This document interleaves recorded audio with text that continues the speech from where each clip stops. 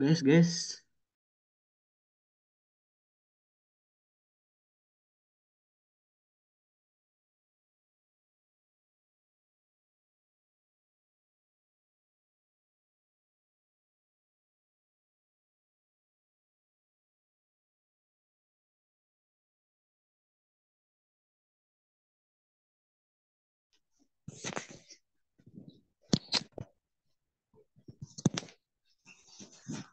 Selamat malam semuanya. Malam. Malam Pak, Malam, malam. malam, Malam, Pak. malam, Malam. Malam, Pak. Suara Bapak kedengeran nggak? Kedengeran.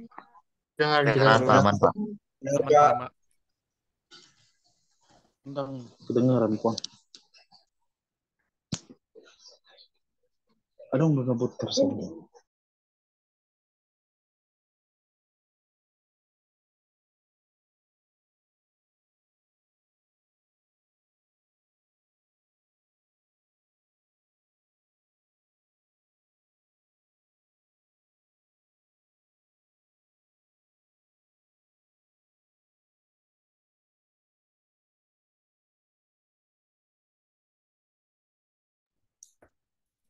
Assalamualaikum warahmatullahi wabarakatuh. Waalaikumsalam warahmatullahi wabarakatuh. Waalaikumsalam warahmatullahi wabarakatuh. Selamat malam, salam sejahtera untuk kita semua. Shalom, Om Swastiastu, Namo Buddhaya, salam kebajikan. Yang terhormat, Ketua Program Studi Sistem Informasi Bapak Aditya Ervina STMkom, yang terhormat Pembina Himpunan Mahasiswa Sistem Informasi Bapak Valentino Sembiring Mkom, yang terhormat Ketua Himpunan Mahasiswa Sistem Informasi Saudara Albir Gusti Ramdona, yang terhormat Ketua Pelaksana Kegiatan Webinar Himpunan Mahasiswa Sistem Informasi Saudara Muh Anugrah Gimnastiar, dan yang kami banggakan seluruh peserta webinar Himpunan Mahasiswa Sistem Informasi tahun 2024. Puji syukur kita panjatkan karena berkat rahmatnya kita dapat berkumpul untuk bersama-sama menimba ilmu dari narasumber yang luar biasa pada malam hari ini. Dalam acara webinar Himpunan Mahasiswa Sistem Informasi tahun 2024 dengan tema Menggali Potensi Internet of Things dalam Meningkatkan Kualitas Hidup di Era Digital. Sebelum memulai acara, perkenalkan saya Azahra selaku pembawa acara webinar pada malam hari ini. Adapun susunan acara yang akan kita lalui bersama adalah pembukaan, yang kemudian akan dilanjutkan dengan laporan ketua pelaksana serta sambutan-sambutan, pemaparan materi, serta diakhiri dengan sesi foto bersama dan penutupan. Untuk mengefektifkan waktu, marilah kita buka acara ini dengan bacaan basmalah bersama-sama. Bismillahirrahmanirrahim. Selanjutnya, marilah kita seraya membacakan doa menurut agama dan juga kepercayaan masing-masing. Berdoa dimulai. Berdoa selesai. Semoga apa yang dibacakan menjadi ladang pahala bagi yang membacanya dan menjadi berkah untuk kita semua. Amin ya robbal alamin. Memasuki agenda selanjutnya, yaitu laporan Ketua Pelaksana Saudara Muh Anugrah Gimnastiar. Kepadanya, waktu dan layar dipersilakan. Baik, Assalamualaikum warahmatullahi wabarakatuh. Yang terhormat Kepala Program Studi Sistem Informasi Bapak Aditya Efrina STMkom. Yang kami hormati Pembina Himpunan Mahasiswa Sistem Informasi Bapak Valentino Sembiring Mkom. Yang kami hormati Ketua HMSI Saudara Albir Gusti Ramadona. Serta yang kami hormati pemateri kita pada kesempatan kali ini Bapak Cecep Warman Mkom. Baik, saya selaku Ketua Pelaksana Webinar kali ini akan menyampaikan beberapa hal mengenai teknis acara webinar kali ini. Yaitu, yang pertama, untuk peserta webinar kali ini sudah terhitung ada 254 peserta yang telah mengisi Google Form yang telah kami sebar. Jadi, saya harap kepada para peserta yang sudah masuk Zoom meeting ini untuk memfollow up kembali teman-temannya yang belum masuk. Oke, untuk selanjutnya, saya menghimbau kepada para peserta untuk mengikuti acara ini sampai selesai. dan menyimak apa yang materi yang akan disampaikan oleh pemateri kami. Karena nanti akan ada link absensi yang akan kami kirim di kolom chat pada Zoom meeting kali ini. Jadi kami harap para peserta untuk mengisi link absensi tersebut. Yang terakhir, saya ingatkan kembali kepada para peserta untuk memberikan bukti bahwa teman-teman sedang mengikuti acara webinar ini, baik itu berupa screenshot ataupun foto, yang dimana nanti bukti tersebut akan teman-teman upload pada kolom absensi nanti. Baik, mungkin cukup sekian laporan dari Ketua Pelaksana. Mohon maaf bila ada salah kata atau penyampaian yang kurang jelas. Akhir kata saya ucapkan selamat mengikuti acara webinar kali ini. Terima kasih. Wabillahi taufiq wal hidayah. Assalamualaikum warahmatullahi wabarakatuh. Saya kembalikan kepada MC. Terima kasih kepada Saudara Muh Anugrah Gimnastiar atas laporannya. Sementara itu, beralih pada sambutan-sambutan. Untuk sambutan yang pertama akan disampaikan oleh Ketua Himpunan Mahasiswa Sistem Informasi kepada Saudara Albir Gusti Ramdona. Waktu dan layar dipersilakan. Sebelumnya, izin semuanya, saya tidak dapat on cam karena sedang berkegiatan di luar. Langsung saja. Assalamualaikum warahmatullahi wabarakatuh. Selamat malam. Yang saya hormati Bapak Aditya STMkom selaku Kaprodi Sistem Informasi. Yang saya hormati Valentino Sembirim Mkom selaku Pembina Himpunan Mahasiswa Sistem Informasi. Dan saya hormati Bapak Cecep Warman Mkom selaku pemateri. Dan saya hormati Muh Anugrah Gimnastia selaku Ketua Pelaksana dan juga kepada teman-teman yang telah antusias mengikuti webinar pada hari ini. Puji syukur kita panjatkan kehadirat Allah Subhanahu wa Ta'ala yang telah memberikan kita kesempatan dan kesehatan untuk berkumpul dalam kegiatan webinar hari ini. Semoga kita senantiasa dalam lindungannya. Perkenalkan, saya Albir Gusti Ramdona sebagai Ketua Himpunan Mahasiswa Sistem Informasi. Sangat senang dan bersyukur atas antusiasme dan partisipasi teman-teman dalam kegiatan webinar pada kali ini yang membahas topik yang sangat relevan dan penting, yaitu Internet of Things atau yang sering kita sebut IoT.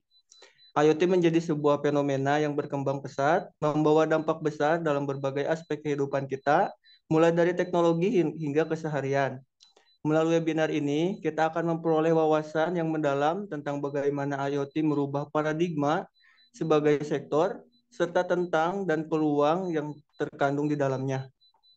Mari kita jadikan webinar ini sebagai wadah pembelajaran yang interaktif, di mana kita peserta dapat berbagi pemikiran, pengalaman, serta bertanya langsung kepada pemateri. Semua itu akan menjadi langkah awal bagi kita untuk lebih memahami peran dan dampak positif dari IoT itu sendiri dalam membangun masa depan yang lebih canggih dan efisien. Terima kasih kepada semua pihak yang telah berkontribusi dalam menyelenggarakan acara ini. Semoga kita semua dapat meraih manfaat maksimal dari kegiatan webinar ini.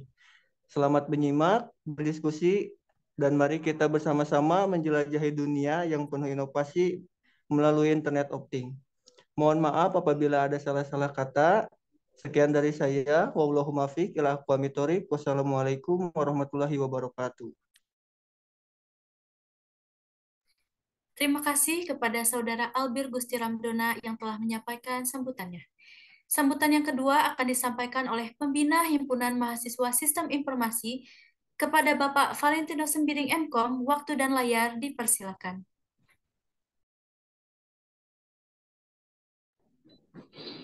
Ya, terima kasih. Suara Bapak jelas? Oke, terima kasih kepada MC. Assalamualaikum warahmatullahi wabarakatuh. Selamat malam kepada semua peserta dan yang ada di dalam ruangan Zoom meeting ini. Yang saya hormati kepada para panitia dan jajarannya yang telah meluangkan waktu, ide, dan gagasannya untuk terjadinya kegiatan pada webinar pada malam hari ini. Dan juga yang saya banggakan para pengurus HMSI dan juga ketua HMSI yang telah ikut serta di dalam Zoom meeting malam hari ini untuk mengadakan webinar Himpunan Sistem Informasi yang dengan membawa tema Internet of Things. Dan juga yang saya hormati Bapak Aditya Ervina selaku Kaprodi Sistem Informasi yang sudah hadir dan meluangkan waktunya untuk kegiatan hari ini, dan juga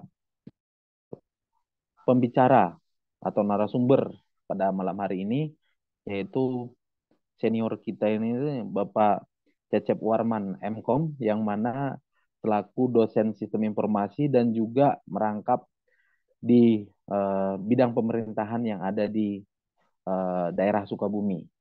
Nah, di sini Bapak selaku pembina Himpunan Sistem Informasi meminta kepada teman-teman yang ada di sini dan juga peserta yang ada di sini, mari kita ikuti kegiatan webinar ini karena pemaparan daripada narasumber ini tidak hanya dari pihak institusi tapi juga merangkap juga sebagai pejabat yang ada di Sukabumi, yang mana nantinya akan memberikan bagaimana keikutsertaan daripada internet terhadap era digital yang sekarang semakin mudah diakses, semakin baik kita gunakan untuk menunjang kehidupan yang lebih baik. Nah, dari sini kita memohon kepada teman-teman sekalian agar menyimak beberapa informasi-informasi yang terbaru yang nanti akan disampaikan oleh Bapak Cecep. Dan terima kasih juga kepada semua peserta yang mungkin hari ini untuk Zoom kali ini itu Bapak melihat pesertanya cukup signifikan gitu. Semoga nanti ke depannya kegiatan-kegiatan seperti ini semakin ditingkatkan. Mungkin itu saja sambutan dari saya selaku pembina Himpunan Sistem Informasi. Kurang lebihnya saya mohon maaf. Sekali lagi saya ucapkan terima kasih. Dan Assalamualaikum warahmatullahi wabarakatuh dan selamat malam. Terima kasih kepada Bapak Valentino Sempiring MKOM yang telah menyampaikan sambutannya. Sambutan yang ketiga akan disampaikan oleh Ketua Program Studi Himpunan Mahasiswa Sistem Informasi kepada Bapak Aditya Ervina STMKOM sekaligus membuka acara webinar Himpunan Mahasiswa Sistem Informasi. Waktu dan layar dipersilakan. Baik. Bismillahirrahmanirrahim. Assalamualaikum warahmatullahi wabarakatuh. Salam Swastiastu, Namo Buddhaya, salam kebajikan, salam sejahtera untuk kita semua. Yang sama-sama kita hormati, Pembina Himpunan Mahasiswa Sistem Informasi, Bang Tigor, Pak Valentino Sembiring MKOM, yang saya hormati, pemateri yang sangat luar biasa, dosen program studi sistem informasi, senior saya, Bapak Cecep Warman, yang telah menyempatkan waktunya di sela-sela kesibukan beliau untuk menjadi pemateri pada hari ini. Yang saya cintai dan saya banggakan, rekan-rekan pengurus Himpunan Mahasiswa Sistem Informasi, Ketua HMSI, beserta Ketua Pelaksana pada kegiatan webinar Himpunan Mahasiswa Sistem Informasi, serta seluruh jajaran panitia yang bertugas pada hari ini, dan juga tentunya kepada seluruh mahasiswa, mahasiswi program studi sistem informasi, serta seluruh peserta yang hadir pada kegiatan webinar Himpunan Mahasiswa Sistem Informasi. Alhamdulillah, wa syukur ala nikmatillah atas berkat dan rahmat Tuhan Yang Maha Kuasa, Allah Subhanahu wa Ta'ala, kita dapat berkumpul dalam kesempatan yang berbahagia ini, walaupun secara tatap maya, dan rekan-rekan pun kemarin mungkin banyak yang belum menemui saya di kampus ya, karena sudah 3 hari saya tidak masuk, berkegiatan di luar gitu ya, sehingga baru hari ini saya kembali dari Bandung. Salawat beserta salam semoga selalu tercurah limpahkan kepada junjungan kita Nabi Muhammad Shallallahu Alaihi Wasallam, para sahabatnya dan para pengikutnya hingga akhir zaman. Rekan-rekan sekalian, kegiatan webinar Himpunan Mahasiswa Sistem Informasi ini merupakan rangkaian kegiatan webinar yang diselenggarakan oleh Himpunan Mahasiswa Sistem Informasi, dalam hal ini Departemen Sosial. Kegiatan ini bertujuan untuk memberikan wawasan kepada seluruh mahasiswa program studi sistem informasi, khususnya dalam rangka meningkatkan soft skill yang dimiliki oleh mahasiswa sistem informasi. Saya harapkan kegiatan ini dapat berjalan minimal 1 bulan sekali dengan menghadirkan pemateri-pemateri yang sangat luar biasa yang diawali hari ini oleh Bapak Cecep Warman, dosen senior kita di program studi sistem informasi yang akan membagikan sedikit pengetahuannya mengenai Internet of Things. Selain itu, ke depannya saya harapkan dan sudah saya instruksikan juga kepada jajaran pengurus HMSI untuk memberikan pemateri-pemateri, menghadirkan pemateri-pemateri yang berada di lingkungan Himpunan Mahasiswa Sistem Informasi yang dekat dengan kita. Baik itu dosen, alumni, mahasiswa yang memiliki kemampuan public speaking yang baik yang dapat berbagikan pengalamannya kepada kita semua. Kegiatan ini juga saya harapkan ke depannya nanti khusus kepada ketua pelaksana ya Agim untuk dapat menghadirkan 1 kali atau 2 kali menghadirkan pemateri mahasiswa kita yang berasal dari luar negeri. Ya, saya rasa banyak sekali mahasiswa kita yang ingin berbagi kepada kita, namun saya rasa di setiap kegiatan Himpunan Mahasiswa Sistem Informasi, animo atau keikutsertaan mahasiswa asing kita masih sangat minim. Maka dari itu saya harapkan ke depannya 1 kali atau 2 kali kita libatkan mahasiswa asing kita untuk menjadi pemateri. Mungkin bisa mengundang Sona atau mungkin mahasiswa angkatan 23 pun saya rasa memiliki public speaking yang baik, mungkin seperti Kition dan yang lainnya gitu ya, yang mungkin bisa menceritakan bagaimana keadaan di negara mereka, lalu bagaimana ketika mereka sudah merasakan hidup di sini, dan bagaimana perspektif mereka terhadap program studi sistem informasi kaitannya dengan kebutuhan teknologi yang ada di dunia mereka. Nah, saya rasa itu akan menjadi sebuah materi yang baik yang juga bisa merangkul mahasiswa-mahasiswi kita yang berasal dari luar negeri. Selain itu juga karena tujuan dari webinar ini adalah untuk meningkatkan soft skill secara tidak langsung, jika webinarnya dilaksanakan dengan menggunakan bahasa internasional yaitu bahasa Inggris, kami harapkan nanti mahasiswa-mahasiswa lain pun berani untuk bertanya menggunakan bahasa Inggris juga. Jangan ragu, jangan khawatir karena pematerinya pun masih mahasiswa gitu ya. Jadi jangan takut salah, jangan jangan sungkan, jangan kagok kalau kata orang Sunda. Yang berikutnya, saya mengucapkan terima kasih banyak kepada seluruh unsur panitia yang terlibat, terutama Himpunan Mahasiswa Sistem Informasi, tim pelaksana, juga seluruh peserta yang terlibat yang sudah masuk kali ini. Terlihat tadi sudah ada 200-an lebih mahasiswa. Ya, jumlah ini mungkin kalau dibandingkan dengan kegiatan monitoring dan evaluasi, jumlahnya tentu lebih banyak ini gitu ya. Ini pun menjadi yang sangat miris. Artinya kita program studi sistem informasi ingat selalu melaksanakan kegiatan monitoring dan evaluasi di setiap akhir semester kepada mahasiswa untuk mendengarkan keluh kesah rekan-rekan mahasiswa, apa saja yang harus ditingkatkan oleh program studi sistem informasi, jika ada kekurangan, dan apa yang harus kami lakukan untuk memberikan pelayanan yang terbaik kepada mahasiswa. Kegiatan itu pun merupakan kegiatan penting, artinya jika rekan-rekan aktif mengikuti kegiatan ini, jangan lupa nanti rekan-rekan pun harus aktif mengikuti kegiatan yang diselenggarakan oleh program studi sistem informasi. Karena sama-sama kita membangun keluarga besar sistem informasi Universitas Saputra demi kualitas yang lebih baik lagi.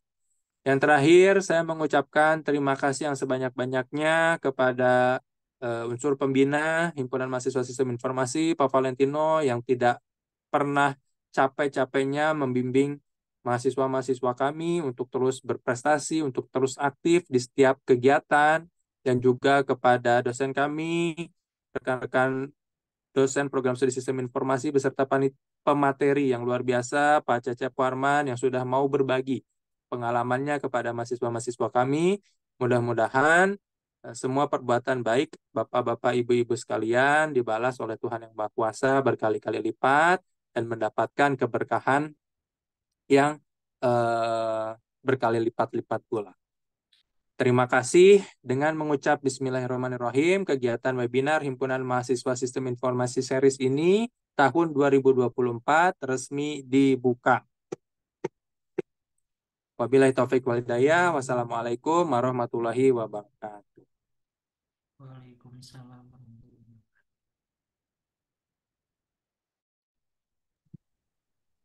Terima kasih kepada Bapak Aditya Ervina STMkom yang telah menyampaikan sambutannya dan sekaligus membuka acara webinar Himpunan Mahasiswa Sistem Informasi tahun 2024.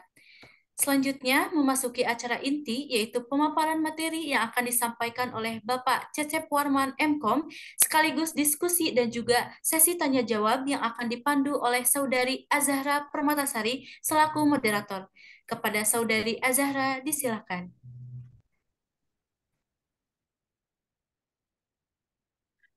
Terima kasih kepada MC untuk kesempatan yang sudah diberikan. Assalamualaikum warahmatullahi wabarakatuh. Selamat malam, salam sejahtera untuk kita semua. Semoga sehat selalu dalam keadaan sehat walafiat. Perkenalkan, saya Azahra Permatasari yang akan memandu jalannya sesi diskusi bertemakan menggali potensi informasi of things dalam meningkatkan kualitas hidup di era digital. Hal tersebut akan kita bahas secara lebih jelas dengan pemateri kita yang sudah hadir. Untuk itu langsung kepada Bapak Cecep Warma MKom. Beliau adalah dosen program sistem informasi. Izinkan saya untuk membacakan CV Bapak terlebih dahulu.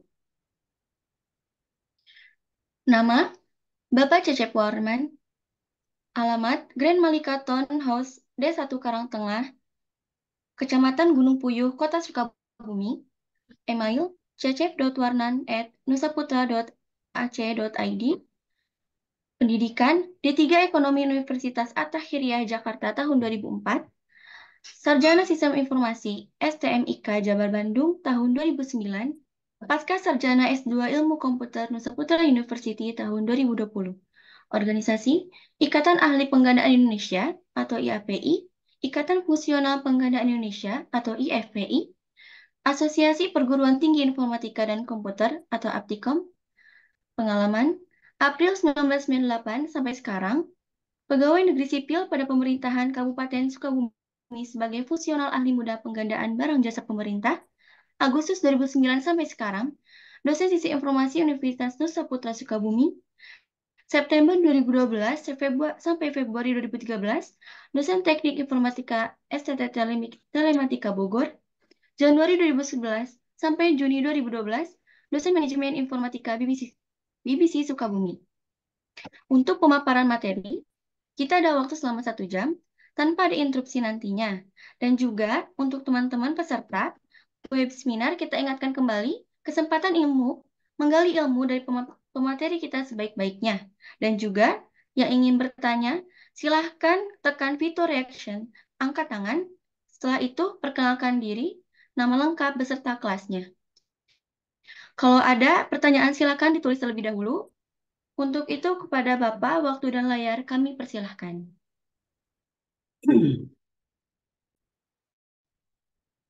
Baik, Assalamualaikum warahmatullahi wabarakatuh. Terdengar suara saya nggak? Halo? Ada suara saya? Terdengar, Pak. Dengar ya? Oke, baik. Kenapa? Pak. Baik, terima kasih. Selamat malam rekan-rekan sekalian. Yang terhormat juga Pak Kepala Prodi Sistem Informasi, Pak Aditya Ervina MKom. Kemudian Bina Himpunan Mahasiswa Sistem Informasi, Pak Valendra Sembiring ya. Bang Tigor, kata Pak Adit bilang. Baik, selamat malam rekan sekalian semua para peserta webinar. Eh, Tentu saja malam ini mudah-mudahan masih semangat ya. Artian saya dikasih waktu 1 jam ke depan untuk sebetulnya bukan bukan ahlinya sih, tapi kita coba berbagi atau sharing tentang kaitannya Internet of Things, peningkatannya dalam kehidupan kita saat ini. Baik, sebelumnya saya coba sharing dulu.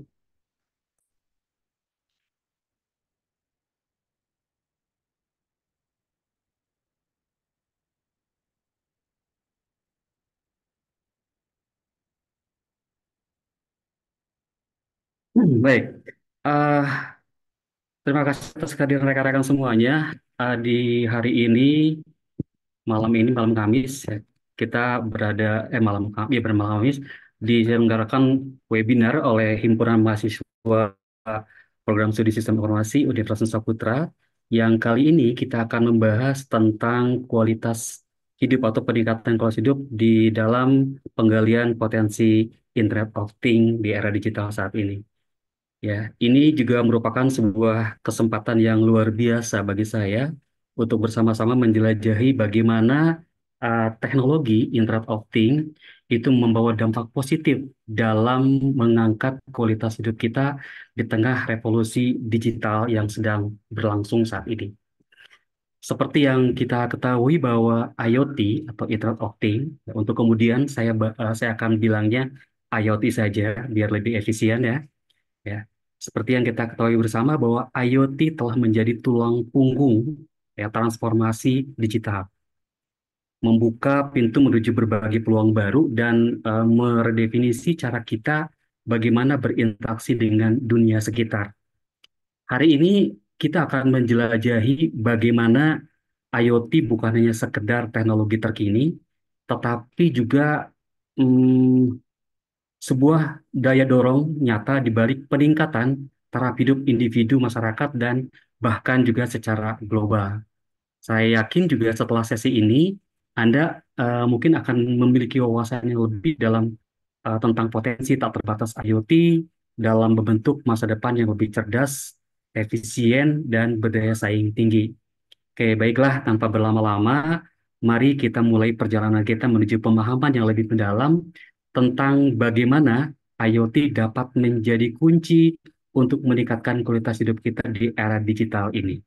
Oke, dalam slide ini kita lihat bahwa pembukaan, ya, bahwa pengguna internet di Indonesia pada awal tahun 2024 ini dilaporkan mencapai 221,5 juta jiwa.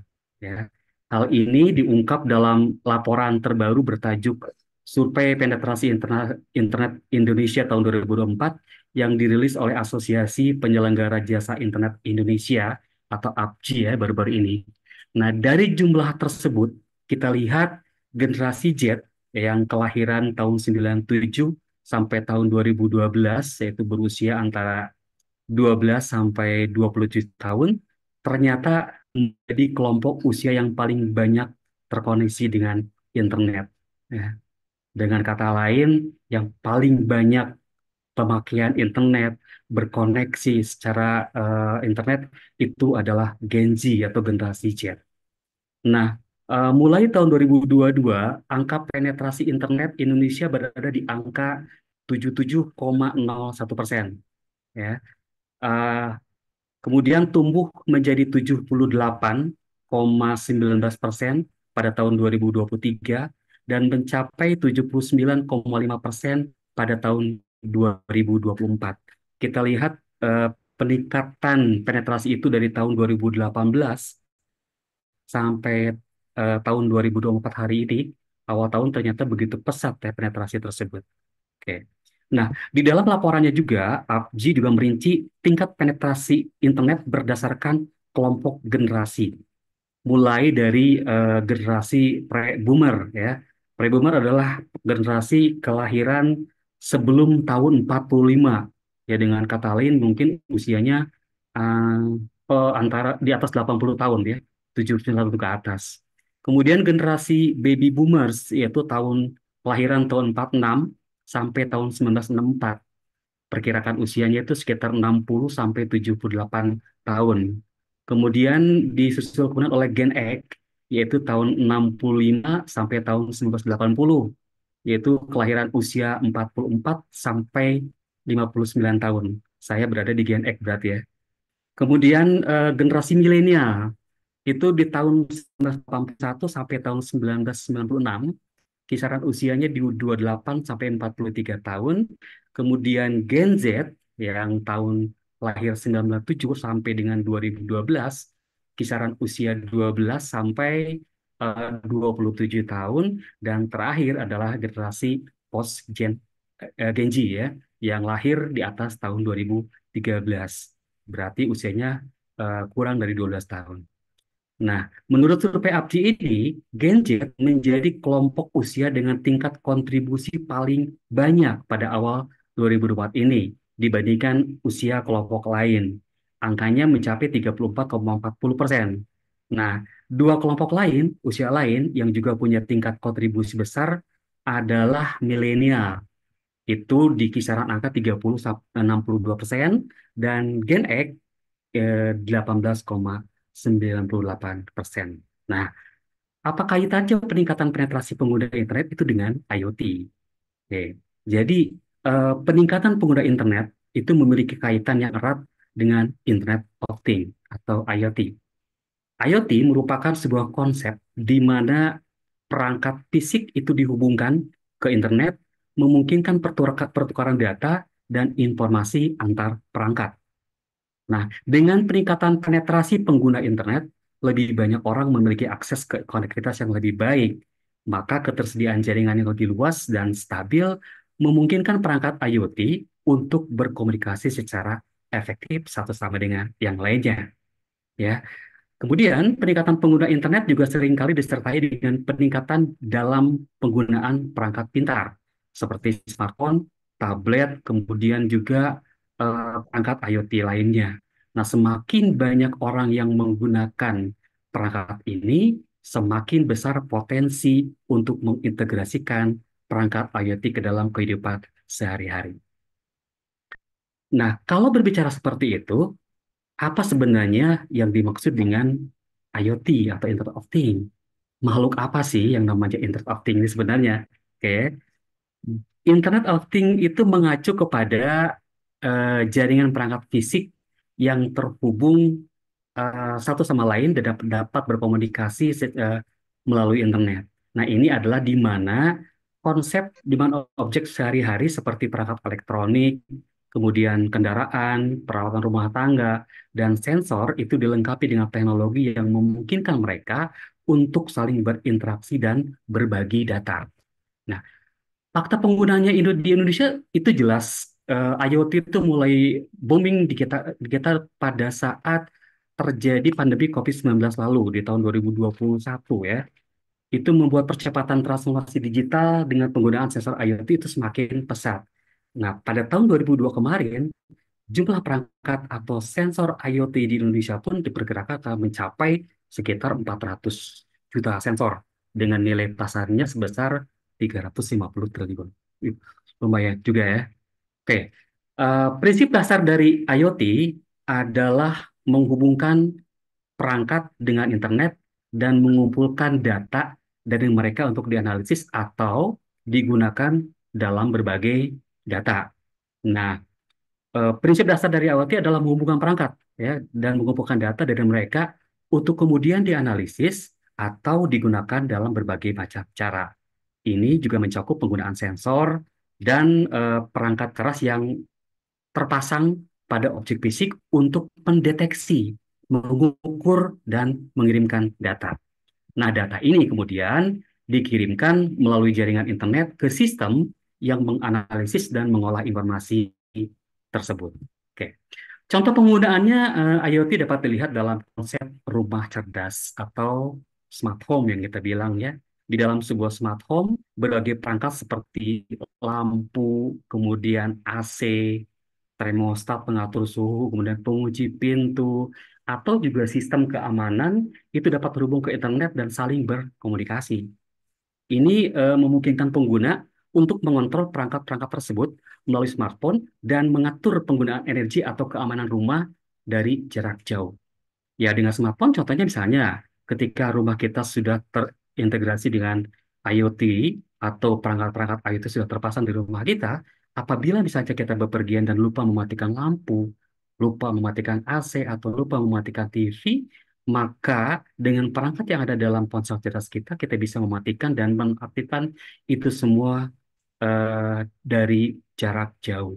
Jadi tidak ada terkendala jarak, dimanapun dan kapanpun kita bisa mengendalikan rumah. Ya. Oke. Nah, selain itu, IoT juga dapat diterapkan dalam berbagai bidang. Contohnya misalnya dalam bidang transportasi, ya, bagaimana transportasi bisa dilakukan dengan perangkat IoT tadi.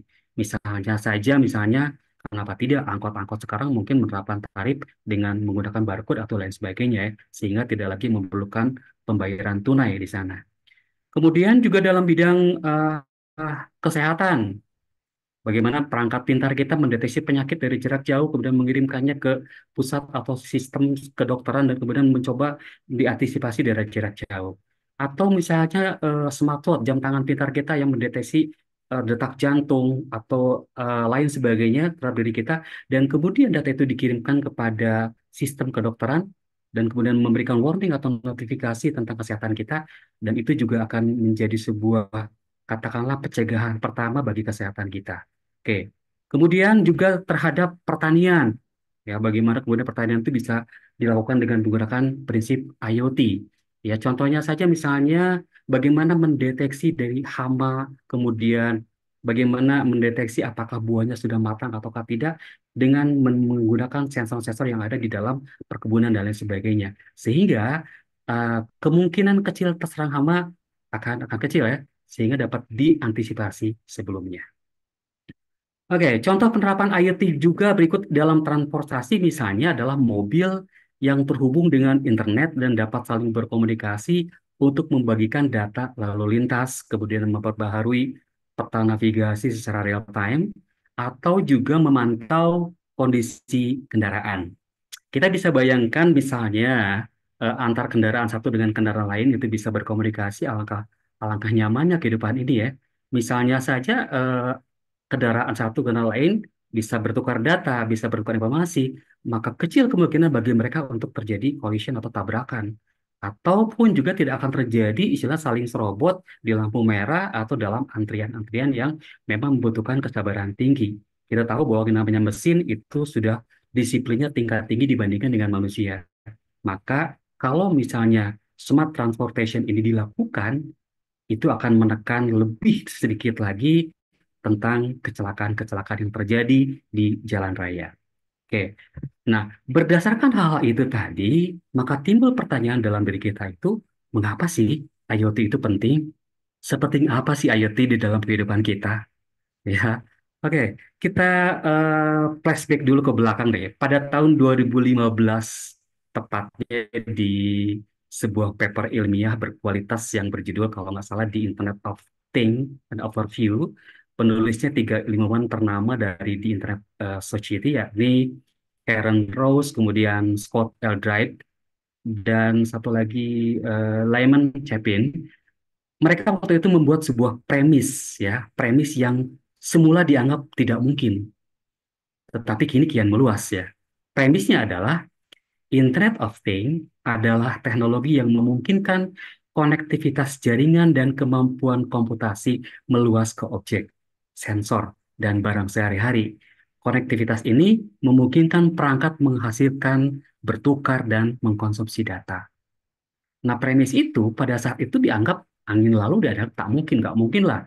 Tahun 2015 gitu, ya. Tahun 2015 itu memang belum adanya transformasi digital dan sebagainya. Tetapi tidak sampai 10 tahun kemudian, koneksi yang mereka sebut sebagai smart object ini sudah dan sedang makin memasyarakat secara global. Ya, tidak ketinggalan juga masyarakat Indonesia pun masuk dalam tren tersebut. Badan Cyber dan Sandi Negara atau BSSN pernah menyatakan bahwa sepanjang tahun 2021 jumlah pengguna IoT di tanah air itu lebih banyak dibandingkan pengguna smartphone yang terkoneksi. Bagaimana bisa, ya, pengguna IoT di tanah air lebih banyak dibandingkan smartphone yang terkoneksi? Hal ini logis, ya. Hal ini logis terjadi karena terkoneksinya IoT secara teori dan praktek tidak harus selalu dioperasikan manusia seperti ponsel cerdas, tidak harus, ya. Kita lihat saja bagaimana perangkat-perangkat di pabrik yang tanpa dioperasikan manusia, alat komputasi tersebut sudah saling bisa berkomunikasi, saling mengobrol, dan mencetak berbagai produktivitas yang sesuai dengan perencanaan mereka. Oke, ya, jadi sementara itu juga laporan dari World Economic Forum bertajuk The Future of Job Report 2020 menyebutkan sebanyak kalau tidak salah sebanyak 9% perusahaan di seluruh dunia pada tahun 2025 mendatang pasti akan memanfaatkan teknologi IoT. Bahkan Kementerian eh, Kominfo pada saat itu menyatakan jumlah perangkat IoT pada tahun 2022 diperkirakan 400 juta, ya, serta akan meningkat ke sekitaran 600 sampai 700 perangkat pada tahun 2025 pasca hadirnya layanan 5G atau 5G. Dahsyat sebetulnya peningkatan jumlah perangkat yang tergabung dalam internet ini atau IT ini. Ya, jadi hal itu bisa diperkirakan tahun 2025 nanti dalam artian setahun kemudian, dan sekarang pun ternyata sudah lebih dari 400 juta mungkin yang terkoneksi dengan internet.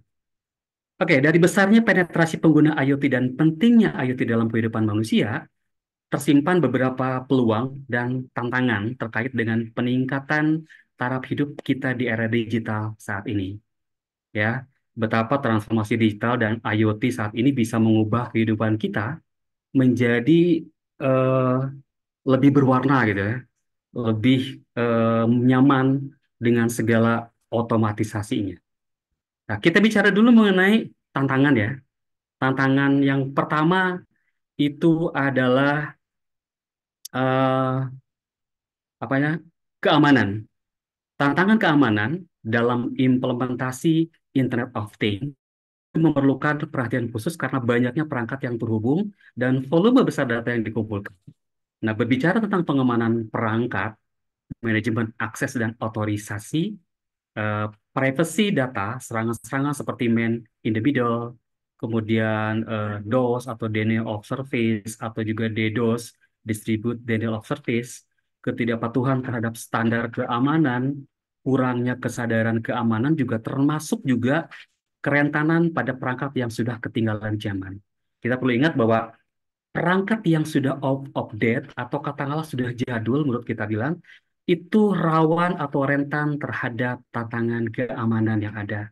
Jadi kalau memang kita punya perangkat IoT yang sudah uzur, yang sudah lama, lebih baik diganti dengan produk yang baru, atau kalau memang masih bisa diupdate firmware-nya, maka update-lah agar tantangan keamanan itu bisa diminimalisir sedini mungkin, ya. Jadi, penerapan keamanan dalam IoT memerlukan pendekatan komprehensif yang melibatkan aspek-aspek seperti enkripsi data, kemudian manajemen akses, eh, dan pemantauan yang cermat ya. Dengan mengatasi tantangan ini, dapat menciptakan ekosistem IoT yang lebih aman dan dapat diandalkan. Ya. Itu tantangan tentang keamanan. Berikutnya adalah tantangan terhadap privacy. Apa sih itu privacy ya? Tantangan privacy dalam konteks IoT itu berkaitan erat dengan pengumpulan, penyimpanan, dan pengolahan besar-besaran data pribadi yang dihasilkan oleh perangkat yang terhubung. Ya, kita harus tahu bahwa perangkat IoT menghasilkan volume data pribadi yang besar, seperti lokasi, kebiasaan, dan preferensi pengguna. Nah, data-data ini dapat memberikan gambaran yang sangat rinci tentang kehidupan individu. Ya. Dan pemrosesan data yang besar-besaran itu dapat menjadi risiko terhadap privasi jika tidak dikelola dengan cermat. Artinya, ada data-data di luaran yang ada dalam IoT itu bisa menjadi pemicu risiko terhadap privasi kita. Jadi harus harus diatasi sedini mungkin. Nah, kemudian banyak perangkat IoT beroperasi secara terus-menerus. Ya, contohnya juga di rumah saya misalnya menggunakan smart home, sensor-sensor yang kita pakai itu juga berlaku 24 jam. Ya, bisa beroperasi secara terus-menerus, kemudian memantau aktivitas pengguna secara konstan, artinya tidak terhenti, sehingga pemantauan yang terus-menerus itu dapat menciptakan ketidaknyamanan ya, dan memberikan peluang untuk pemantauan ilegal atau penyalahgunaan data oleh pihak yang tidak berkepentingan. Kita tahu misalnya kalau kita menggunakan ekosistem perangkatnya dari misalnya merek A, misalnya. Nah, kita menggunakan aplikasi A, maka suka atau tidak suka, mau tidak mau, data-data kita akan tersimpan di server merek A itu tadi. Ya, sehingga kalau misalnya itu tidak terawasi dengan baik, bukan yang tidak mungkin, tidak mungkin, itu bisa dijadikan sebagai tindakan penyalahgunaan data ya oleh pihak yang tidak berkepentingan. Jadi, mengatasi tantangan privacy dalam implementasi IoT memerlukan kebijakan yang ketat, kemudian memerlukan juga transparansi, kemudian juga keterlibatan pengguna yang kuat untuk memberikan kendali yang memadai atas data pribadi mereka, kemudian pemahaman yang mendalam tentang aspek-aspek privasi ini menjadi kunci untuk menciptakan ekosistem IoT yang aman dan terpercaya. Oke. Itu tantangan kedua tentang privacy. Tantangan pertama adalah tentang keamanan, tantangan kedua adalah tentang privacy. Kita masuk kepada tantangan yang ketiga adalah tentang interoperabilitas. Apa itu interoperabilitas ya? Kita baca dulu. Tantangan interoperabilitas dalam IoT atau kalau dalam konteks IoT, Internet of Things, itu merujuk pada kesulitan dalam membuat perangkat dan sistem yang berbeda untuk saling berkomunikasi dan bekerja sama. Artinya gini, di dalam sistem IoT ada banyak perangkat-perangkat terhubung yang berbeda merek, berbeda ekosistem, ya. Artinya ekosistem itu misalnya saya sebut merek deh ya. Misalnya ekosistem pertama adalah Bardi. Bardi menciptakan berbagai macam perangkat IoT terdiri dari sensor, lampu, kemudian pengatur suhu, alarm dan lain sebagainya. Kemudian juga ada Xiaomi dengan ekosistem yang lain, ya. Dia juga ada sistem smart lamp-nya, ada alarmnya, ada sensor-sensor yang lain sebagainya. Nah, ini adalah dua, dua, dua perangkat yang berbeda, dua ekosistem yang berbeda. Nah, bagaimana cara menggabungkan dua perangkat itu agar bisa berkomunikasi? Sampai saat ini, interoperabilitas itu memang masih belum bisa dilakukan. Dalam artian, kita tidak bisa memberikan perintah sensor Xiaomi untuk menyalakan lampu pintarnya Bardi. Nggak bisa. Ya, jadi kalau kita mau merintah lampu Bardi dengan sensor, maka sensornya juga harus dari Bardi, nggak bisa dari Xiaomi. Kenapa itu bisa terjadi? Karena itu tadi interoperabilitas yang atau katakanlah beberapa eh, produsen-produsen yang masih membuat perangkat yang tidak generalisasi, yang menyulitkan itu. Namun dalam perintah suara kita masih bisa memadukan itu semua. Kita tahu bahwa Google juga mengeluarkan Google Home, kemudian Amazon mengeluarkan Amazon Alexa. Dengan perintah suara, maka kita bisa menyalakan semua itu, semua perangkat-perangkat yang berbeda ekosistem dalam satu speaker pintar Google Home. Ya, ya, oke, seperti itu ya. Itu hanya itu. Tapi tidak bisa membuat perintah sensor A menyalakan lampu. Nah, beberapa aspek yang perlu diperhatikan adalah mengenai ada banyak standar dan protokol yang berbeda untuk IoT, terutama karena perangkat IoT asal dari berbagai produsen dan industri. Di kita banyak di Indonesia, banyak sekali produsen-produsen dan industri-industri yang memang mengeluarkan produk-produk berbasis Internet of Things untuk smart home. Banyak sekali, ya. Nah, kesenjangan dalam implementasi standar dan perbedaan protokol dapat menjadi penghalang utama, membuat sulit untuk mencapai keselarasan antara perangkat dan platform yang berbeda. Kemudian, integrasi perangkat dan sistem IoT yang berasal dari berbagai pemasok dan platform itu bisa rumit dan memakan waktu. Proses integrasi yang rumit dapat mengarah pada penundaan implementasi, biaya tambahan, dan risiko kesalahan dalam menghubungkan perangkat yang beroperasi pada standar yang berbeda. Namun perlu diingat bahwa perbedaan ini atau interoperabilitas ini justru di lain pihak ada menguntungkan juga. Misalnya gini, saya menggunakan perangkat pintar untuk lampu, kemudian pengatur suhu, kemudian apapun spektrum dan lain sebagainya, itu menggunakan Bardi. Sementara untuk sistem keamanan dari mulai sensor dan alarm, saya menggunakan Xiaomi. Kenapa itu bisa terjadi? Ketika saya menggunakan Bardi, maka delay yang dibutuhkan untuk mendeteksi orang atau mendeteksi aura orang itu membutuhkan waktu minimal 6 detik sampai 10 detik. Itu untuk Bardi. Nah, makanya kemudian saya memilih Xiaomi karena Xiaomi real time. Ketika mendeteksi tubuh manusia, maka pada saat itu juga dia bisa menyalakan alarm seketika. Ya, jadi dua perangkat yang berbeda di lain pihak juga bisa menguntungkan. Dalam artian kita bisa menggunakan ekosistem yang satu untuk keperluan yang satu dan yang satu lagi untuk keperluan yang satu lagi. Ya, seperti itu. Nah, selanjutnya perangkat IoT juga memiliki teknologi dan arsitektur yang beragam dari perangkat keras ke perangkat lunak. Perbedaan ini juga mencakup kompatibilitas perangkat keras, kemudian bahasa pemrograman, dan arsitektur jaringan, yang semuanya dapat menjadi hambatan untuk mencapai interoperabilitas yang lancar.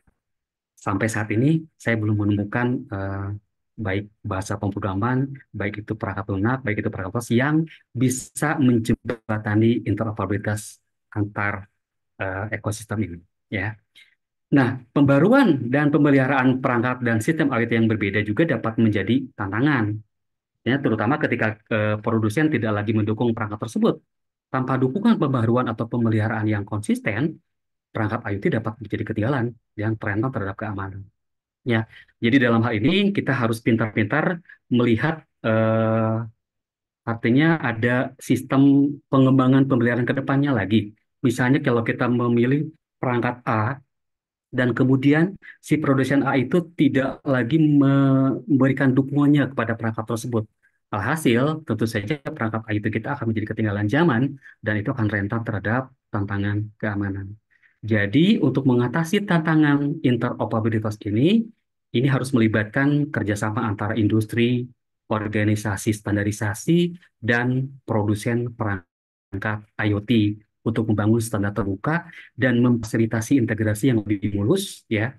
Jadi integrasi yang lebih cantik lagi. Nah, kalau inisiatif ini terjadi, maka dapat diciptakan sebuah ekosistem IoT yang lebih responsif dan efisien.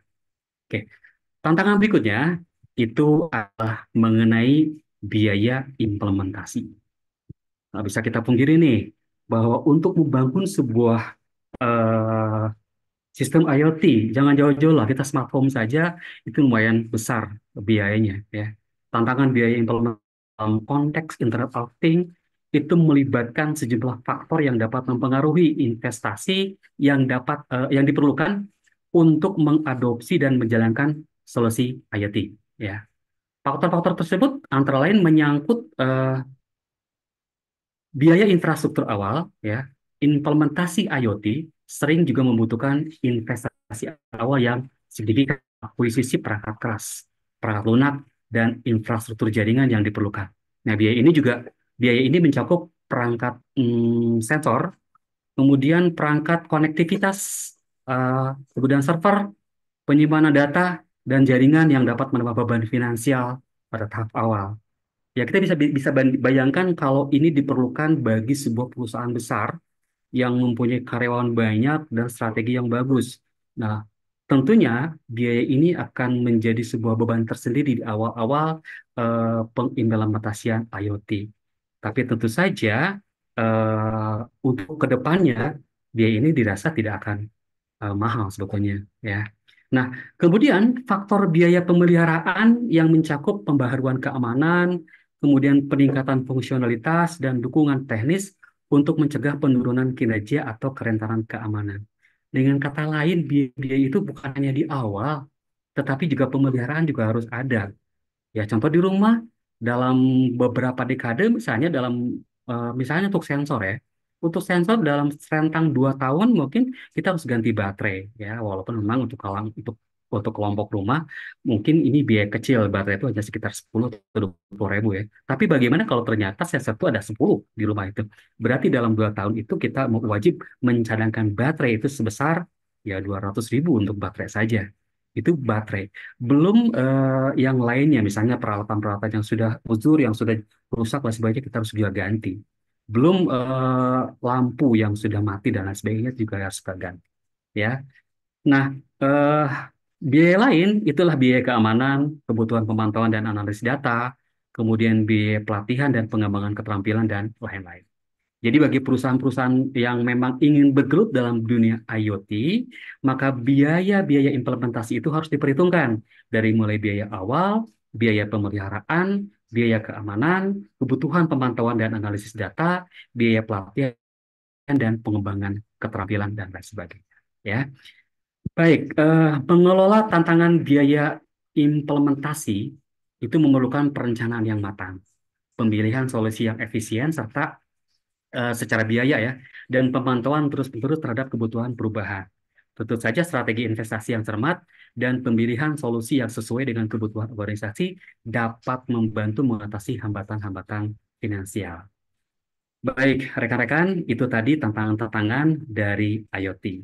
Nah, kalau kita berbicara tentang tantangan, berarti kita akan berbicara tentang peluang.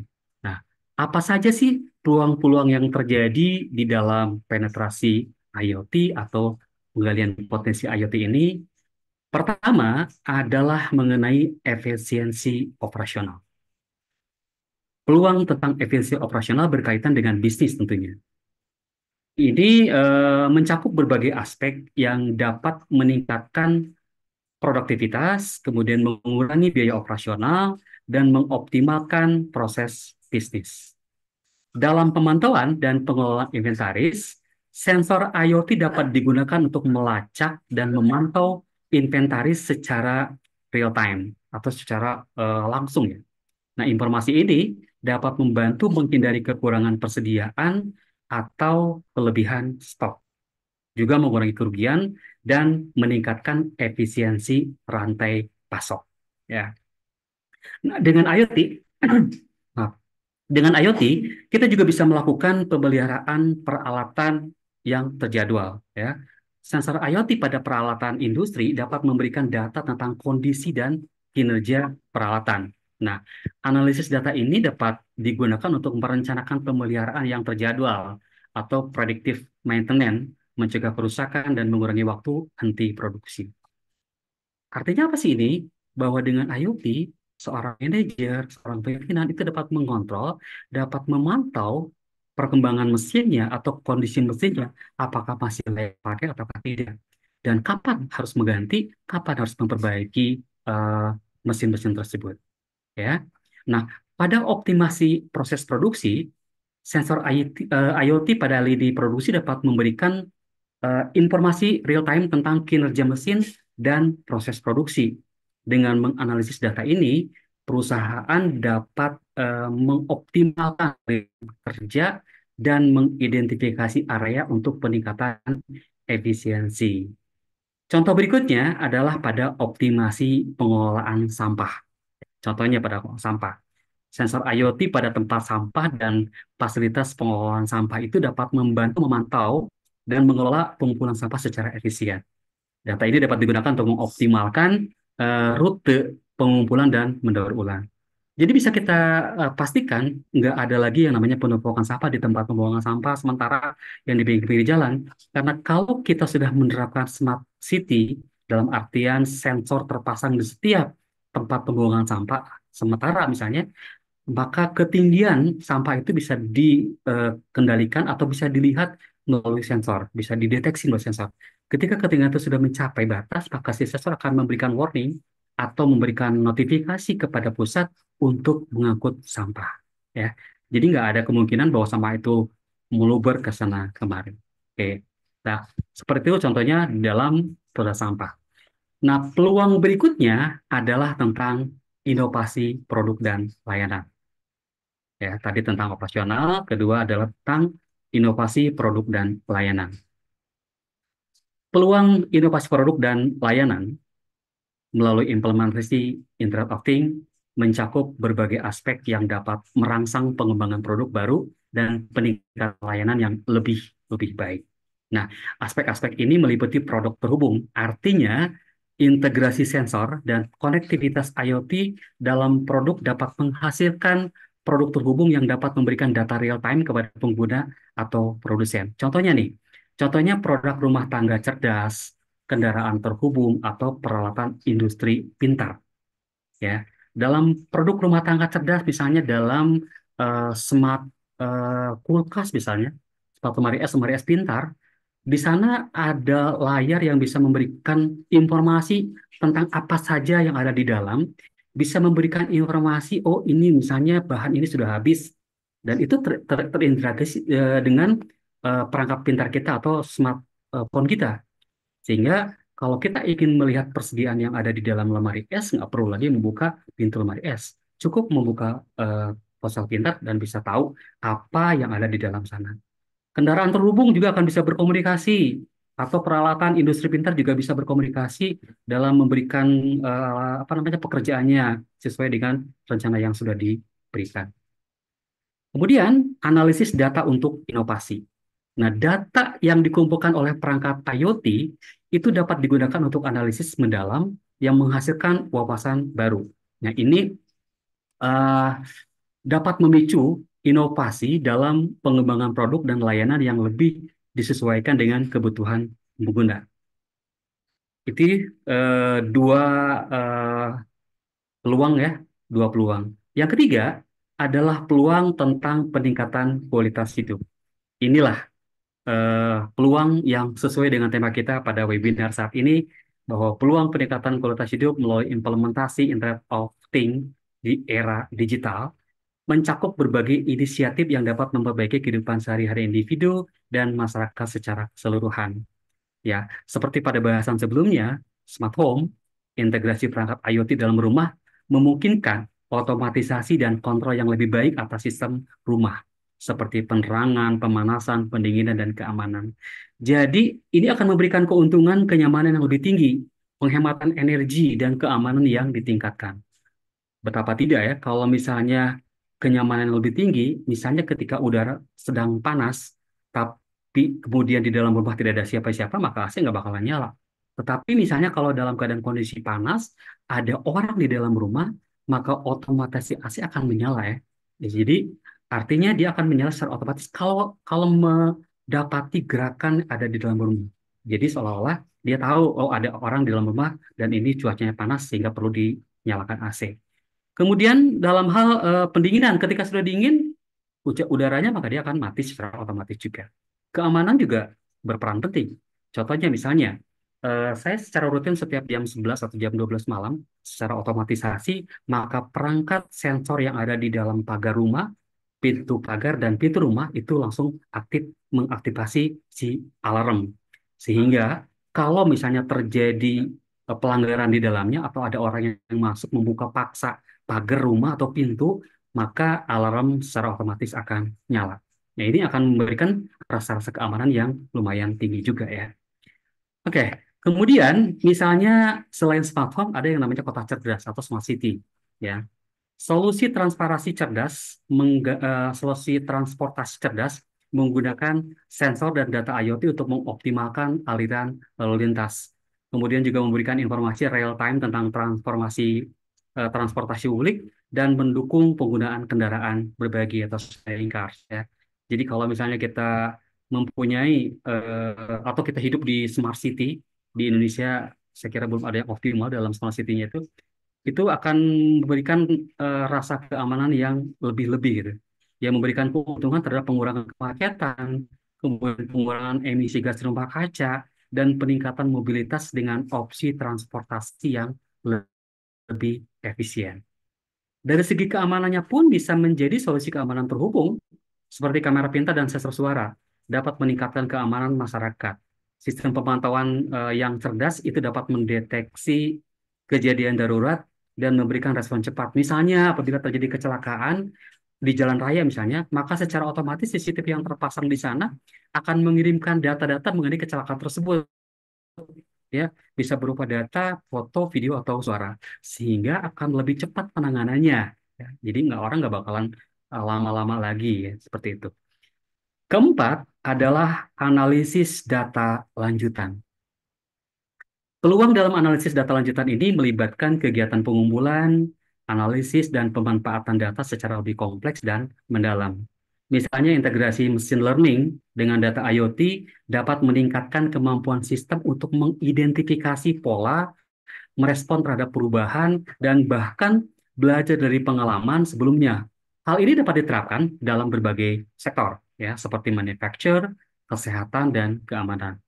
Kemudian contoh lainnya adalah kemampuan perangkat IoT untuk menghasilkan data secara real time, memungkinkan analisis langsung terhadap perubahan kondisi atau situasi. Ini dapat digunakan dalam sektor keuangan untuk mendeteksi penipuan secara real time atau dalam pemantauan kesehatan untuk respon cepat terhadap kondisi kritis ya. Jadi itu beberapa contoh lainnya. Nah, peluang terakhir adalah pertumbuhan ekonomi. Dengan peluang yang terjadi karena implementasi IoT ini mencakup sejumlah aspek yang dapat mendorong inovasi, produktivitas, dan efisiensi di berbagai sektor ekonomi. Seperti contohnya peningkatan produktivitas industri, kemudian digitalisasi rantai pasok, pembentukan ekosistem bisnis baru, kemudian peningkatan layanan keuangan, peningkatan efisiensi energi, kemudian pengembangan kota cerdas atau smart city, peningkatan efisiensi pertanian, pengembangan ekonomi berbasis teknologi, dan lain-lain sebagainya. Keuntungan yang didapat tentu saja akan ada. Sebut saja, dalam integrasi dengan mesin learning, maka akan terjadi peningkatan akurasi analisis, otomatisasi tugas kompleks, dan kemampuan adaptasi terhadap situasi baru. Atau dalam pengembangan kota cerdas, akan terjadi peningkatan kualitas hidup, daya tarik investasi, dan pemenuhan kebutuhan penduduk perkotaan tentu saja. Ya, ini juga mungkin akan lebih menjadikan hidup mereka lebih berwarna, hidup mereka lebih nyaman, hidup mereka lebih tenang, peningkatan kualitas hidup mereka akan lebih lagi didukung dengan peningkatan penggunaan internet yang sudah semakin maju dan mudah saat ini. Itu rekan-rekan semua tantangan dan peluang yang terjadi pada implementasi Internet of Things. Jadi dengan memanfaatkan peluang-peluang ini, organisasi dapat mencapai efisiensi operasional yang signifikan, ya, meningkatkan daya saing dan menghadapi tantangan ekonomi dengan lebih baik. Implementasi IoT yang terencana dengan baik itu dapat membawa dampak positif pada berbagai aspek operasional suatu organisasi.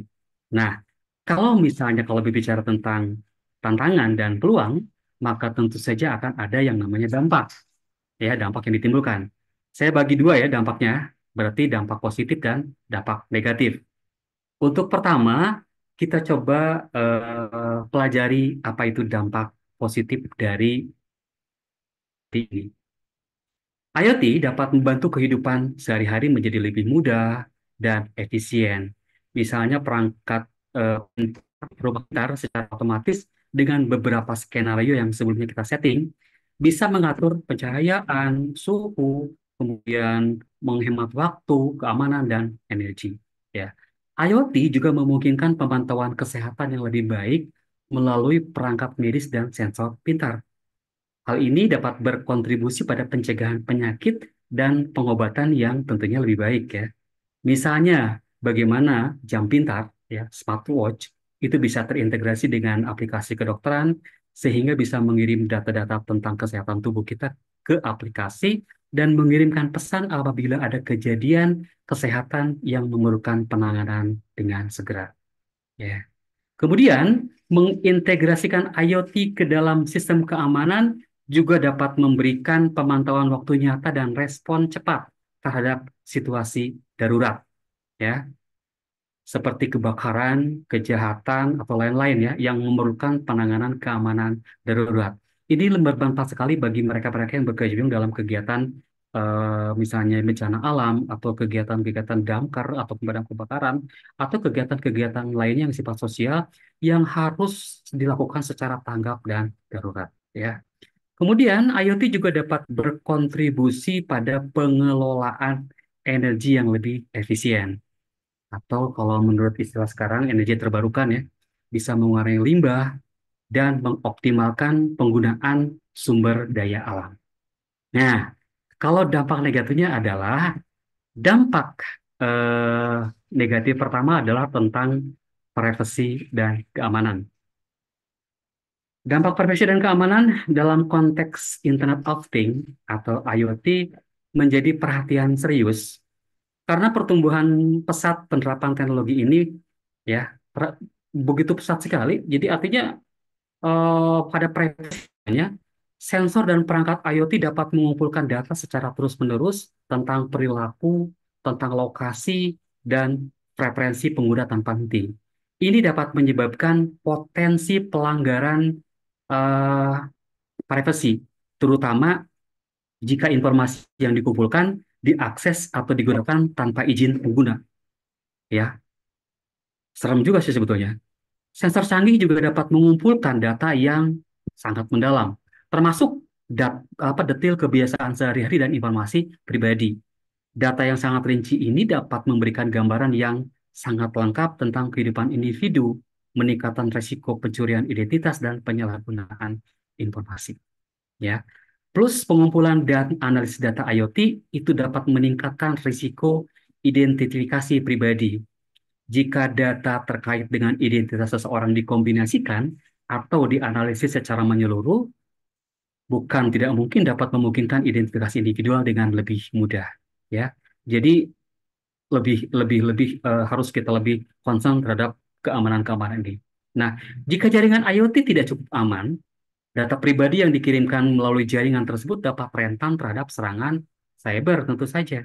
Pelanggaran keamanan jaringan dapat mengakibatkan akses ilegal, kemudian pencurian data, atau bahkan pengambil alihan kontrol terhadap perangkat IoT. Kita mungkin sering tahu ada beberapa CCTV di rumah-rumah yang bisa dihack, kemudian bisa diambil alih oleh orang-orang yang tidak bertanggung jawab ya.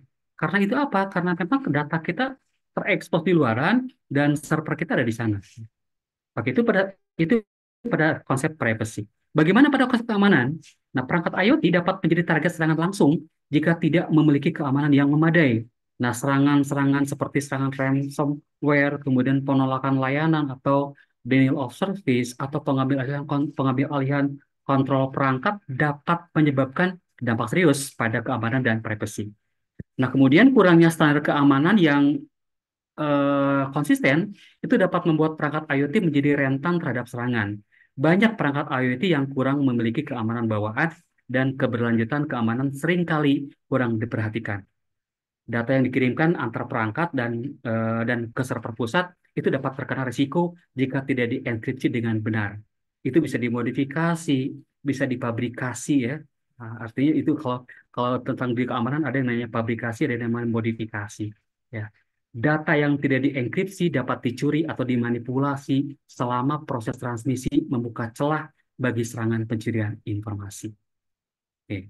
Itu dampak negatif yang ada dalam keamanan. Nah, dampak negatif berikutnya itu adalah tentang ketergantungan teknologi.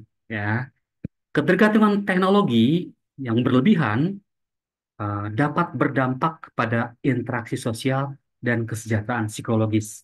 Ini terutama berlebihan pada teknologi IoT ya. Nah, penurunan interaksi manusia-manusia yang langsung, kemudian hilangnya privasi, atau ketergantungan pada teknologi untuk pemenuhan kebutuhan sosial, itu dapat memiliki dampak negatif pada kesejahteraan sosial dan mental manusia itu sendiri. Lantas ada juga ketergantungan pada penyedia layanan IoT yang dapat meningkatkan resiko ketidakstabilan atau penghentian layanan. Kita bisa bayangkan apabila penyedia layanan mengalami masalah keuangan, kegagalan bisnis, atau keputusan untuk menghentikan layanan. Pengguna atau organisasi yang tergantung pada layanan tersebut dapat mengalami dampak yang signifikan. Bukan yang tidak mungkin ya, itu IoT-nya akan tidak bisa dioperasikan dengan sempurna karena layanannya sudah dihentikan tadi. Ya.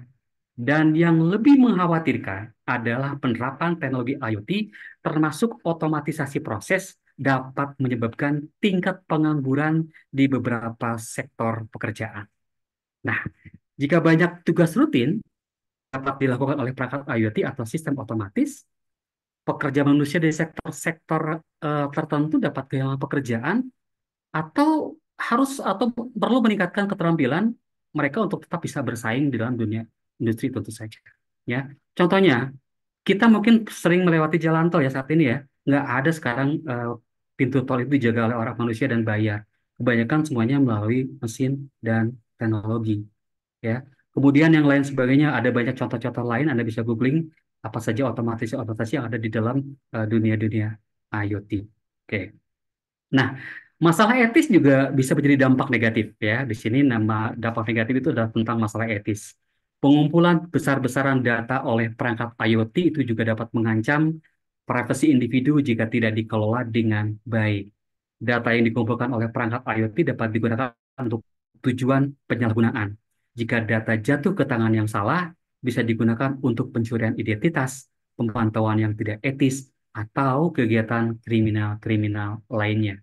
Nah, penerapan IoT yang tidak hati-hati itu dapat meningkatkan ketidaksetaraan dan diskriminasi algoritma atau model kecerdasan buatan yang mendasari solusi IoT itu dapat mencerminkan bias, artinya tidak punya keyakinan yang pasti gitu, menyebabkan ketidaksetaraan dalam keputusan dan layanan. Kemudian semakin terotomatisasinya sistem dengan IoT, itu juga dapat mengurangi kontrol dan otonomi individu. Jika keputusan dan tindakan otomatis menjadi norma, dapat muncul kekhawatiran terkait kehilangan kontrol dan otonomi individu. Nah, kalau kalau misalnya sampai pada slide kesimpulan atau penutup ini, berarti hampir selesai nih kita. Oke. Nah, jadi kesimpulan yang kita dapat tentang potensi IoT ini adalah, pertama, IoT tidak hanya sekedar menghadirkan perangkat pintar, tetapi juga membawa transformasi melalui keterhubungan yang erat antara perangkat dengan saling berkomunikasi dan berbagi informasi. Perangkat IoT menciptakan ekosistem yang pintar dan responsif. Responsif ya. Kemudian penyelenggaraan teknologi IoT berbagai sektor seperti rumah pintar, transportasi, kesehatan memberikan dampak langsung terhadap efisiensi dan kenyamanan ya dalam kehidupan sehari-hari. Hal ini memberikan potensi untuk menghemat waktu, kemudian menghemat energi dan sumber daya. Kemudian sementara potensi IoT sangat besar, kita tidak boleh mengabaikan tantangan yang muncul, terutama terkait dengan keamanan dan privasi. Penting untuk mengembangkan kerangka kerja regulasi yang sesuai dan solusi keamanan guna melindungi data dan privasi pengguna. Oke, baik rekan-rekan semua, seperti yang kita bahas bersama tadi, bahwa IoT bukan sekedar teknologi canggih, tetapi juga sebuah alat yang mampu membentuk masyarakat yang lebih pintar, efisien, dan terkoneksi. Dari rumah pintar hingga kesehatan digital, dan dari transportasi pintar hingga industri 4.0, IoT memberikan ke, kita kekuatan untuk merancang masa depan yang lebih inovatif dan berkelanjutan. Tentu saja, perubahan tidak selalu datang tanpa tantangan, namun dengan kolaborasi, inovasi, dan pemahaman yang mendalam, kita memiliki potensi untuk mengatasi hambatan-hambatan tersebut. Saya ingin mengajak kita semua untuk terus menjelajahi, belajar, dan berkontribusi dalam memaksimalkan manfaat teknologi IoT untuk kebaikan bersama. Oke, sebelum saya akhiri, sekali lagi terima kasih kepada seluruh peserta atas kehadiran dan partisipasinya. Semoga pengetahuan yang kita dapatkan hari ini menjadi bekal berharga dalam menyongsong masa depan yang semakin terkoneksi dan cerdas. Selamat berinovasi, selamat beradaptasi, dan mari sama-sama kita membentuk era digital yang lebih baik. Terima kasih dan sampai jumpa di kesempatan berikutnya. Assalamualaikum warahmatullahi wabarakatuh. Waalaikumsalam. Waalaikumsalam. Baik, pemaparan telah selesai. Saya ingatkan kembali, jika ingin bertanya, silakan tekan fitur reaction, angkat tangan, setelah itu perkenalkan diri, nama lengkap peserta kelasnya juga. Baik, saya mulai. Apakah ada yang mau bertanya?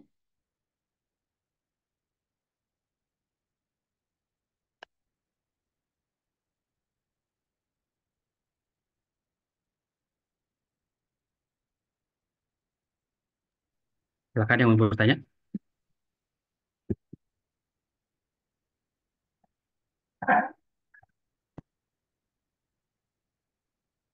Kayaknya nggak ada.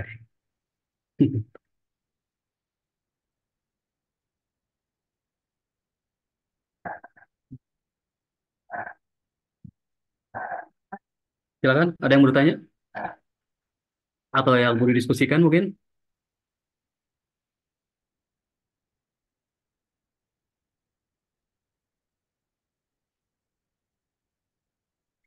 Saya ingatkan kembali, jika ingin bertanya, silahkan tekan fitur reaction dan angkat tangan.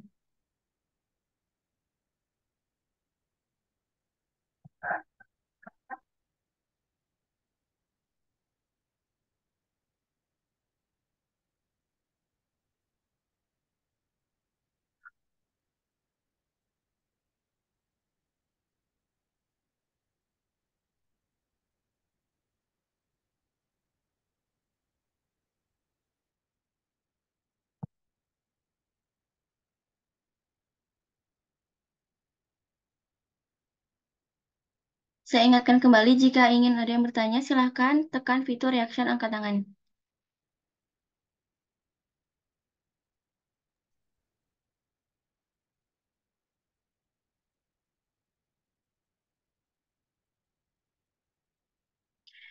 Baik, jika tidak ada, izinkan saya untuk menyimpulkan materi ini, yaitu ada itu. Ayo, oke baik. Baik, Kak. Mohon maaf izin bertanya. Perkenalkan, nama saya Diana Nuramalina dari kelas SI 23F. Kan tadi dibahas soal tantangan dari IoT itu dari masalah biayanya. Terus kalau misalnya biayanya tuh mahal, jadi apakah kita masih perlu buat nerapin IoT dari misalnya dari segi biayanya itu? Ya gitu, Kak, sepertinya. Pertanyaan dari saya.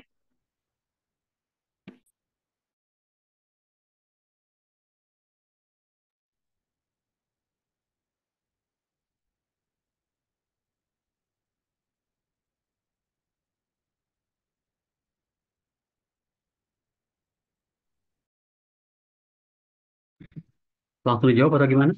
Moderator, apa nunggu lagi pertanyaan lainnya? Eh, Bapak langsung dijawab. Tadi siapa yang bertanya?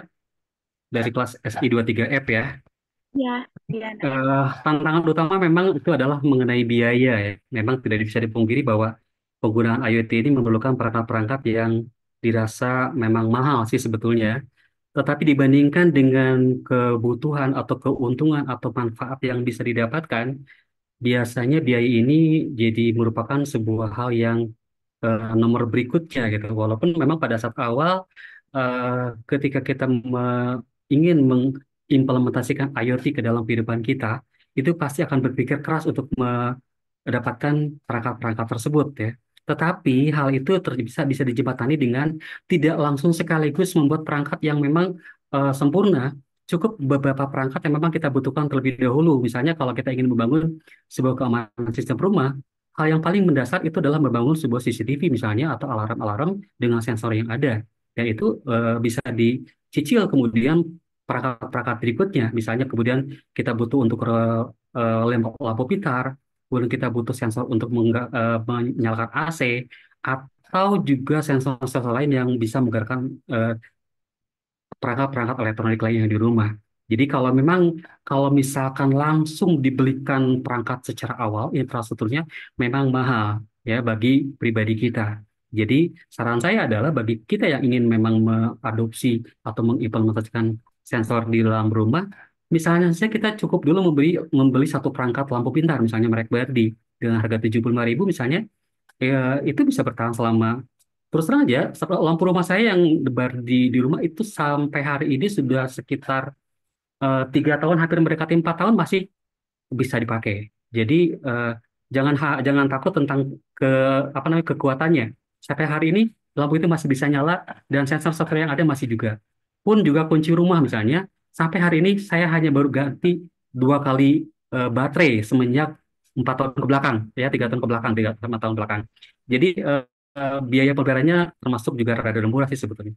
Itu mungkin jawabannya. Jadi intinya memang mahal, tapi jangan dilihat dari mahalnya, tapi bayangkan keuntungan dan manfaat yang bisa diambil ketika IO itu diimplementasikan dalam kehidupan kita ataupun di dalam kehidupan bisnis perusahaan-perusahaan kita. Itu silakan Azara. Baik, terima kasih kepada Diana yang sudah bertanya dan pemateri yang sudah menjawab. Kami mohon maaf untuk sesi tanya jawab dicukupkan karena untuk mengefisiensikan waktu. Semoga ilmu yang kita dapat dari pemateri bisa berguna bagi kita semua. Baik, baik bagi yang bertanya dicukupkan. Mungkin sekian. Alhamdulillah, saya Azara Permatasari, undur diri. Mohon maaf bila ada kesalahan. Wabillahi taufiq wal hidayah. Wassalamualaikum warahmatullahi wabarakatuh. Waalaikumsalam. Saya kembalikan lagi kepada MC. Terima kasih.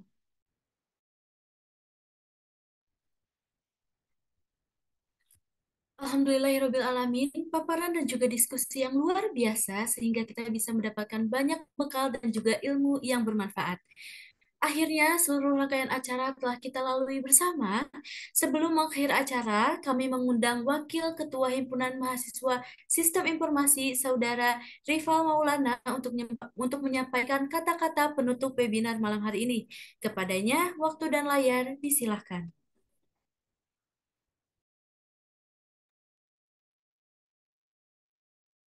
Baik, terima kasih banyak pada pembawa acara ya. Bismillahirrahmanirrahim. Assalamualaikum warahmatullahi wabarakatuh. Waalaikumsalam warahmatullahi wabarakatuh. Sebelumnya, terima kasih banyak saya ucapkan kepada seluruh peserta yang telah mengikuti kegiatan webinar Himpunan Mahasiswa Sistem Informasi yang telah diinisiasi oleh Departemen Sosial ya, dan kolaborasi dengan Humas, kalau nggak salah seperti itu ya Pak Agim. Saya ucapkan terima kasih banyak kepada sahabat saya Nugrah Gimnastiar selaku Ketua Pelaksana. Juga saya ucapkan terima kasih kepada pemateri Bapak Cecep. Semoga tidak pernah bosan Pak untuk terus membantu kita semua agar terus bisa berkembang dalam mengembangkan digital teknologi tentunya Pak. Yang tadi telah dibahas yaitu IoT, yang mana IoT itu akan meningkatkan efisiensi dan produktivitas kita selaku sebagai manusia dalam generasi Z gitu. Mudah-mudahan dengan adanya webinar kali ini bisa menjadi bahan buat teman-teman ke depannya lebih bisa memanfaatkan sebaik mungkin eh, apa itu digital gitu. Mungkin dari saya cukup sekian, kurang lebihnya mohon maaf. Wallahul muwaffiq ila aqwamit thoriq. Assalamualaikum warahmatullahi wabarakatuh. Waalaikumsalam warahmatullahi wabarakatuh. Baik, terima kasih kepada Saudara Rival Maulana atas kata penutup untuk acara webinar Himpunan Mahasiswa Sistem Informasi pada malam hari ini. Sebelum webinar diakhiri, izinkan kami untuk mendokumentasikan acara webinar malam hari ini yang akan dipandu oleh Divisi PDD. Kepada Divisi PDD, disilakan. Oke, baik. Terima kasih kepada MC atas kesempatan yang diberikan. Untuk sesi foto bersama, boleh semuanya untuk on cam terlebih dahulu.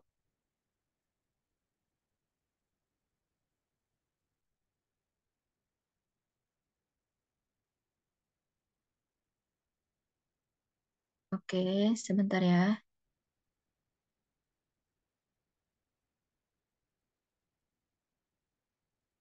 Oke, siap. 1, 2, 3. Oke, masih tahan.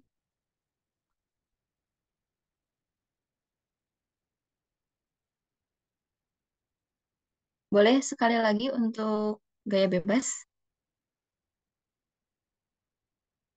Oke, siap. 1, 2, 3.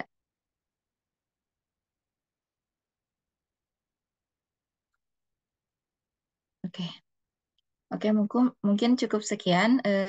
Saya kembalikan lagi ke MC. Terima kasih.